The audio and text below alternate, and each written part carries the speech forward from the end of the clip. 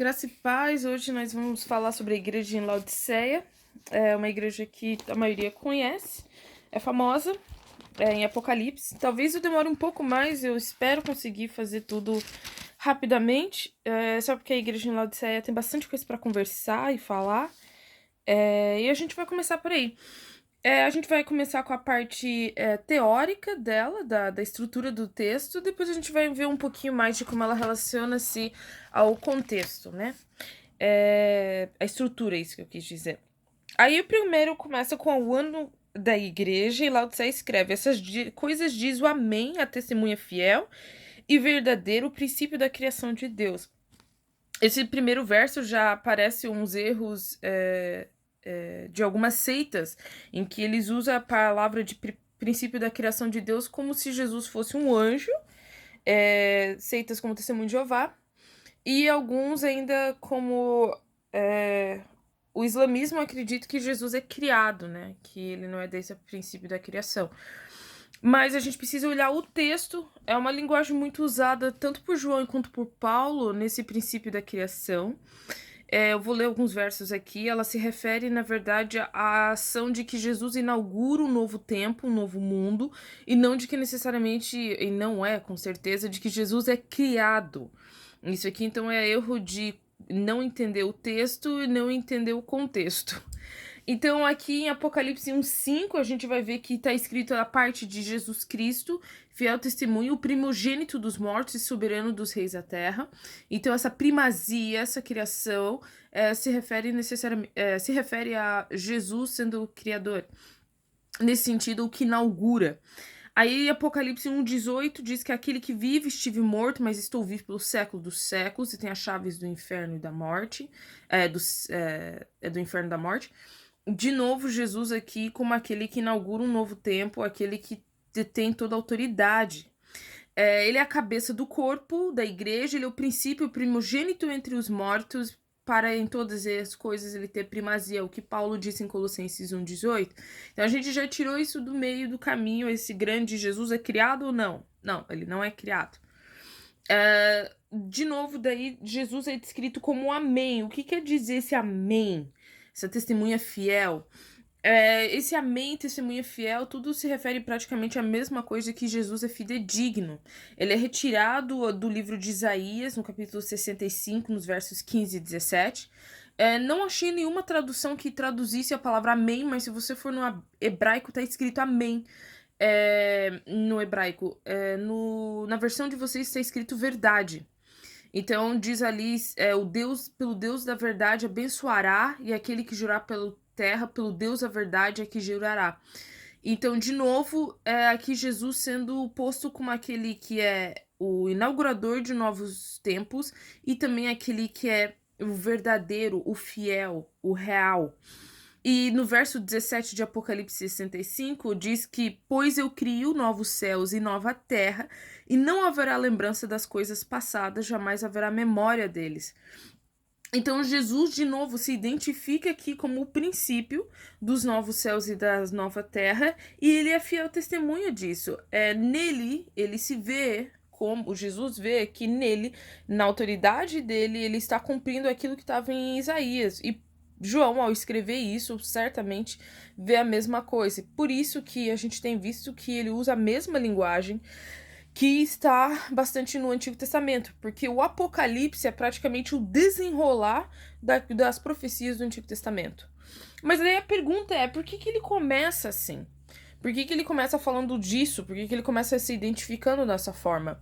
Bem, primeiro por causa da condição de Laodiceia. Laodiceia não estava sendo fiel, Laodiceia não possuía o testemunho verdadeiro, e ela não estava sendo fidedigna e verdadeira no meio da cultura pagã. Então Jesus já mostra o contraste, que essa não é a postura. E a gente tem visto ao decorrer das cartas que a igreja precisa manter o seu testemunho, ela precisa ser fiel, e ela não pode se comprometer com a cultura pagã local. E segundo, a igreja estava morta. O que é mais triste dessa parte da carta é que, diferente das outras que tem um remanescente, a igreja de Laodiceia é praticamente aniquilada espiritualmente. Não existem coisas onde a gente pode. Pessoas onde a gente vai falar: olha, tem esse, tem aquele, salve o que tiver. Aqui tá simplesmente dizendo: ó, gente, acabou, não tem nada, não restou nada. E aí Jesus continua, né? E ele fala assim, porque não é frio nem quente, quem dera fosse frio ou quente. Se você tá lendo esse texto, no mínimo você vai pensar, por que Jesus, em vez de falar, bem, morno, tá meio caminho andado, né? Tem uma esperança. De novo, conhecendo o contexto, naquela época, Laodiceia tinha duas cidades vizinhas, uma chamada Hierópolis e outra Colossae. Hierópolis tinha água quente, e a água quente era visto como algo medicinal, tanto a água fria quanto a água quente. E daí Colossae tinha água fria, que ela também era saudável. O problema é que Laodiceia não tinha nenhuma fonte de água, então a água que chegava até Laodiceia, ela era importada.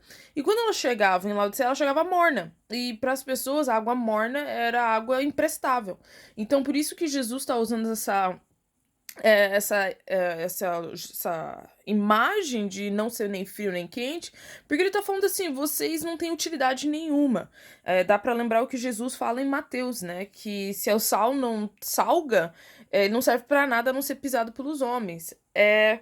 Então aqui a ideia que é bastante difundida naqueles tempos antigos, de que ou você tinha que ser frio ou quente.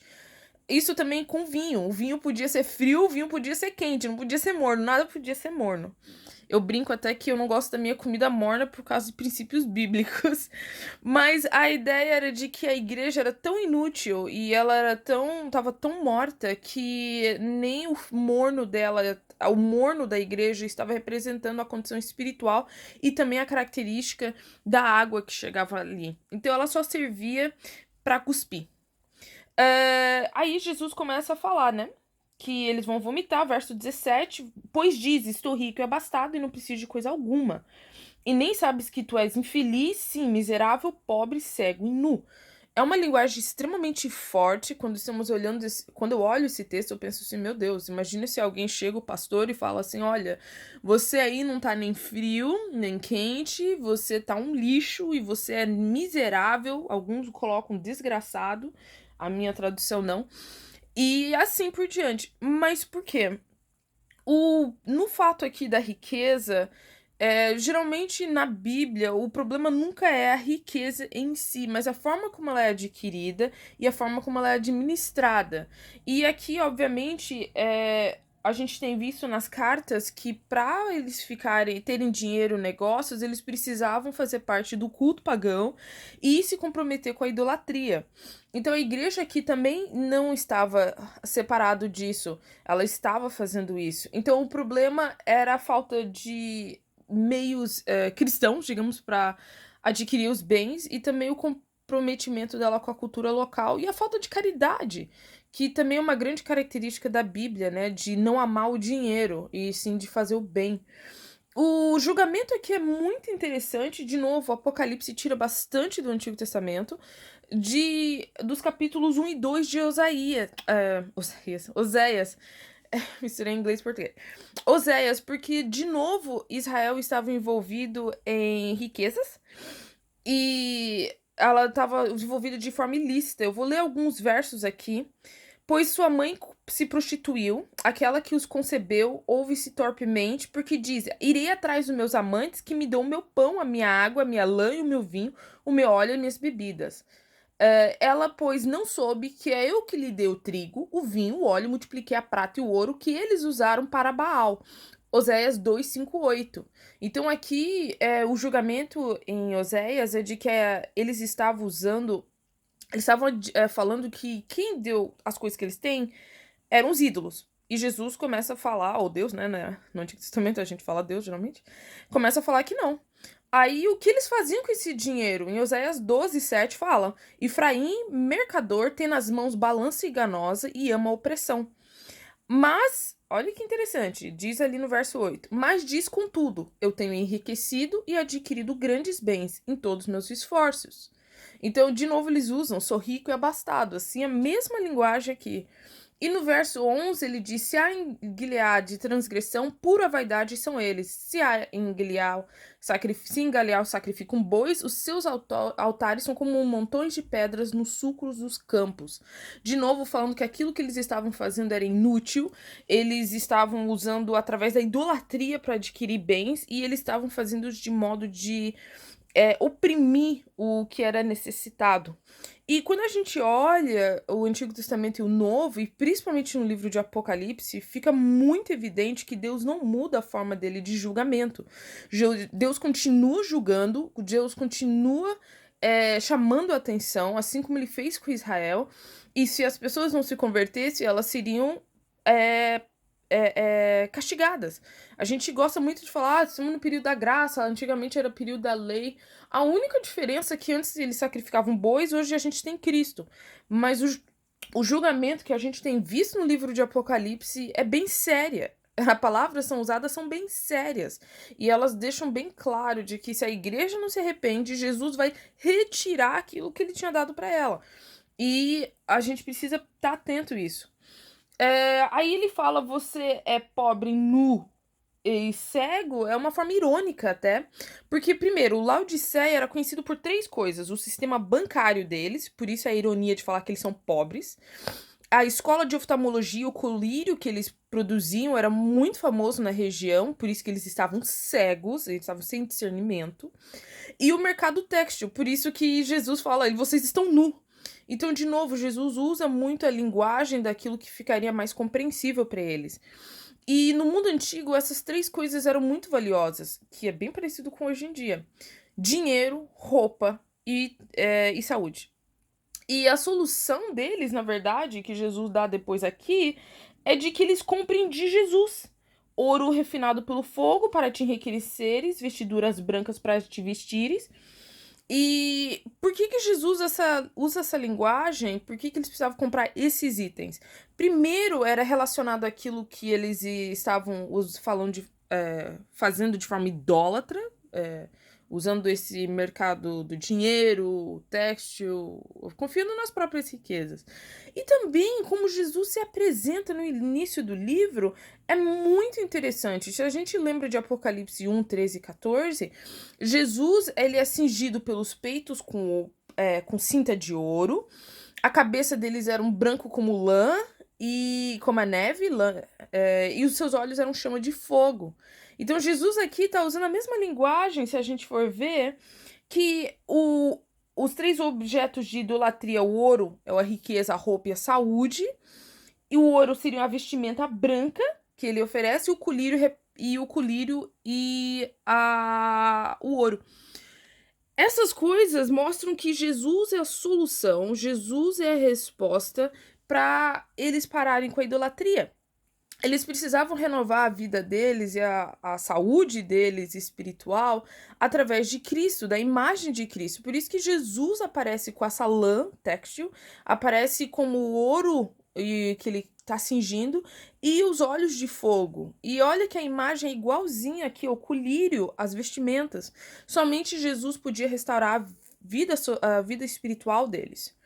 E a imagem final que eu acho muito bonita é que Jesus está batendo a porta. Ela é emprestada de Cantares, onde Cantares diz: eis a voz do meu amado que está batendo. Abre, minha irmã, meu amor, pomba minha, imaculada minha. Em Cantares 5:2, o noivo está na porta, batendo para que a noiva abra a porta e renove e continue a mostrar o amor dela. Aqui a gente gosta de ver bastante julgamento, mas Jesus está mostrando compaixão, ele está mostrando uma solução. E eu acho isso muito bonito, eu acho isso aqui fenomenal pra gente tirar pra nossa vida de que aquilo que nós estamos focando hoje no sistema do mundo, que nem naquela época, a saúde, a estabilidade, o dinheiro, essas coisas nós às vezes procuramos mais que Cristo. E a gente acaba ficando cego, nu e sem vestimentas, e sem a proteção, sem a bênção, sem a visão e o discernimento de Cristo. E a pergunta é: a gente vai agir que nem eles? Porque Jesus fala assim: sê, pois, zeloso e arrepende-te. Obviamente ele tá falando com a igreja, não com os de fora. E ele tá perguntando: vocês vão ouvir ou vocês vão deixar de participar do reino? E nos meus 20 segundos ele diz: ao vencedor darei que sentar-se comigo no meu trono, assim como eu venci. Então, se você quer vencer, assim como a igreja precisava vencer, você precisa deixar essa vida onde você está frio espiritualmente, correr para Cristo. Deus te abençoe.